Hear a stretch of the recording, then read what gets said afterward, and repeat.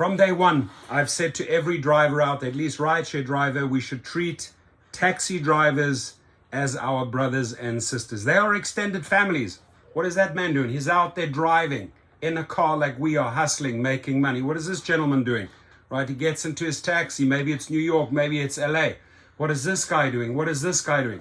Trying to earn a living doing driving, right? So if you're a driver, if you're a shuttle driver, a bus driver, a taxi driver, a rideshare driver, food delivery driver, we should see ourselves as extended family, right? That's really what we are. And I would like to ask 5 taxi drivers, you can email me, my details will be below.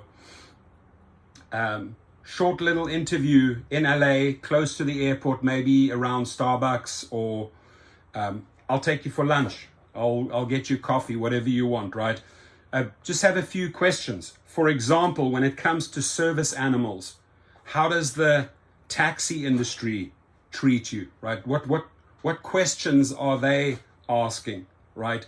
Do these taxi organizations make you sign massive contracts and terms and conditions and legal conditions, right? How does it work? Share a little bit, right? I see you as a brother. I see you as a brother. I see you as a brother. I don't see any girls here. I see you.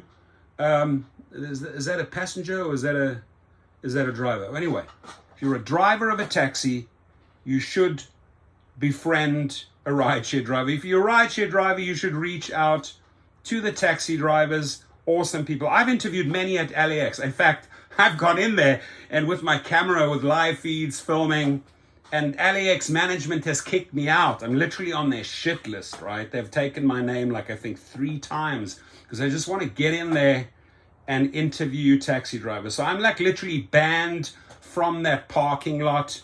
At least LAX management doesn't want me to interview any Uber drivers, any Lyft drivers, any taxi drivers. And I really just want to get more information about taxi drivers at airports, right? So I'm going to take the conversation outside of the airport.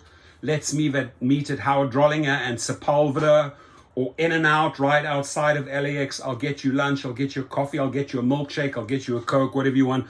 But just a couple of questions, no trick questions, right? And then maybe, are you as a taxi driver on the Uber platform, right? And then maybe we can have a conversation with someone in New York or LA. Are you a taxi driver that's actually pulled up and picked up a Uber driver because your taxi company and Uber have formed an alliance and you forced to pick them up, right? How did that go? How were you paid? How did you feel about that? How do you feel about the taxi organizations and associations making deals behind your back? I really don't care where you are. Miami, Vegas, New York. Do you drive a yellow cab? Not every taxi driver drives a yellow, right? You'll see a neon green Prius with a taxi sign, right? You will see phone numbers or numbers on taxis, right? These are our brothers and sisters. I ask every single one, and apparently there's 5 million gig workers out there, food delivery drivers. Treat the taxi drivers like your brothers and sisters. They are not our enemies. Share the roads, right? Maybe you can let a taxi driver in the next time. Maybe a taxi driver can let an Uber or Lyft sign in at an airport, right? Isn't it nice to be a little bit courteous towards your fellow man? Doesn't matter. Doesn't matter what religion, color, race, who they are. Be kind to them. Extend you don't have to battle it out. This is not a taxi Uber war. This is not a Lyft. Back in my home country, I was born in the United States, but I grew up in South Africa and Europe, and have been in the US now for 23 years, right? There are literally taxi wars. There are taxi wars, and it's not, it's taxi people fighting it out with Uber people, right? But there are actually taxi wars, different taxi organizations, Kudeta, Kusatu. They own certain roads. God forbid you're a Kudeta going on a Kusatu track or vice versa, right? I've been caught right in the middle of these. 14 of these Toyota vans pull up. I think they can take 12 people, right? And People getting out, youngsters, 16 to 18-year-olds with AK-47s opening up at the other taxi rank. Fucking chaos. Mothers dying, children dying, coming out of school. I've seen it with my own eyes, right? Why are there taxi wars? For crying out fucking loud. Can't we, taxi drivers and taxi to taxi drivers and Kudeta to Kusatu in South Africa, or taxis to Uber in Greece or Paris or New York, can't we all be like extended family and rather work together? So there's so much I want to learn about you, right? Doesn't matter what taxi organization, what city you drive in, who you are, where you come from, right? I'm interested in you, the taxi driver. Let's have a conversation. Maybe it's on the phone. Maybe I can meet you in LA. But and if I meet you in LA, at least allow me to buy you lunch or a drink or a coffee or a milkshake or an In-N-Out double animal style with animal fries. I'm getting hungry now. You know what I mean. Ladies and gentlemen.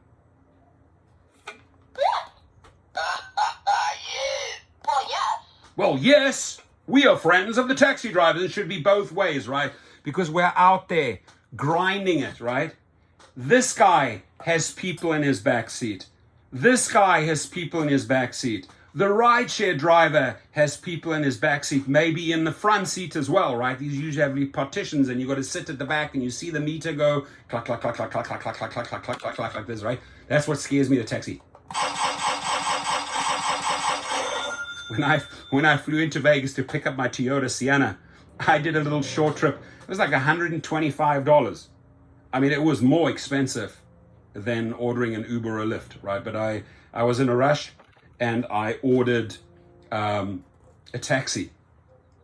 I always have conversations with taxi drivers. I always try to interact or meet them at the airport. But those guys at LAX, they know me. When they see me come there with my camera and I'm filming and I'm walking around up to taxi drivers, boom, they're on me. What's your name? What's your ID? And then I leave. So I'm not doing anything wrong. I'm interviewing these people. I want their opinions. Are you being paid well? What are you being paid at LAX? I'm curious. What do you get paid per mile? Right? Have you done rideshare? Do you do both?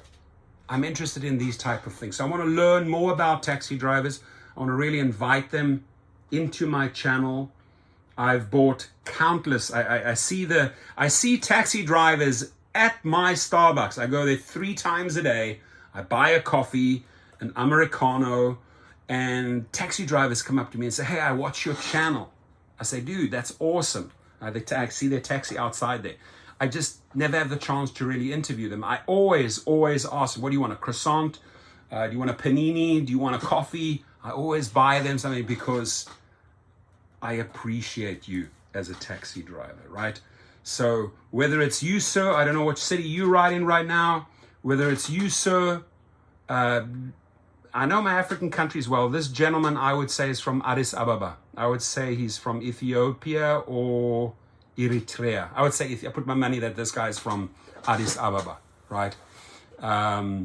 This gentleman here looks like he's somewhere from the Middle East. I want to interview you. I don't care who you are, what background.